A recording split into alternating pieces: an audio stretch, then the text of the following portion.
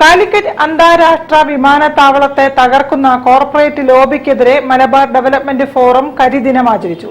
കറുത്ത വസ്ത്രങ്ങൾ ധരിച്ചും കറുത്ത തുണികൊണ്ട് വായ മൂടിക്കെട്ടിയുമാണ് MDF പ്രവർത്തകർ പ്രതിഷേധിച്ചത്.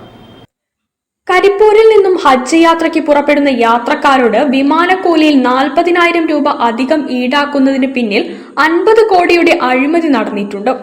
കരിപ്പൂരിലും കണ്ണൂരിലും കോടി ഗണത്തിൽപ്പെട്ട ചെറിയ വിമാനങ്ങളാണ് ഹജ്ജ് സർവീസ് നടത്തുന്നത്. കണ്ണൂരിൽ നിന്നും 85,000 രൂപയാണ് ഹജ്ജ് യാത്രക്കാരിൽ നിന്നും ഈടാക്കുന്നത്. കരിപ്പൂർ യാത്രക്കാരിൽ നിന്നും 40,000 രൂപ അധികം ഈടാക്കുന്നത് എന്തിന്റെ അടിസ്ഥാനത്തിലാണ്? 3 വർഷം മുമ്പ് കണ്ണൂരിനേക്കാളും 2,000 രൂപ കരിപ്പൂരിൽ കുറവായിരുന്നു. കരിപ്പൂരിൽ അനാവശ്യമായി തടഞ്ഞുവെച്ച വലിയ വിമാന സർവീസ് ഉടൻ ആരംഭിക്കണമെന്നും വിസ നിർമ്മാണത്തിൽ ഗവാർ കമ്പനിയുടെ മെല്ലെപ്പോക്ക് നയം അവസാനിപ്പിക്കണമെന്നും പ്രതിഷേധക്കാർ ആവശ്യപ്പെട്ടു.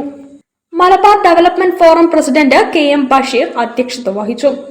കരിപ്പൂരിനെ അടിച്ചമർത്താനും കരിപ്പൂരിന് ദയാവധം നൽകിക്കൊണ്ട് ലാഭം കൊയ്യാനുള്ള നെടുമ്പാശ്ശേരി വിമാനത്താവളത്തിന്റെയും അതുപോലെ കണ്ണൂർ വിമാനത്താവളത്തിന്റെയും അതിന്റെ ലോബികൾക്കെതിരെ general secretary Qais Ahmed, chief coordinator R Jayanthkumar, treasurer PP Shabeer Usman, CH Nasar Hassan, KV Ishaq, K Radhakrishnan, കരിപ്പൂരിൽ നിന്നുള്ള ആദ്യ വിമാനയാത്രക്കാരനായിരുന്ന അബ്ബാസ് ഇല്ലത്ത്, മുഹമ്മദ് പാണ്ടികശാല, ഷാഫി ചേലാമ്പ്ര മുതലായവർ പ്രസംഗിച്ചു. News bureau, Kozhikode. തിരിച്ചെത്താം ഒരു ഇടവേളയ്ക്ക് ശേഷം.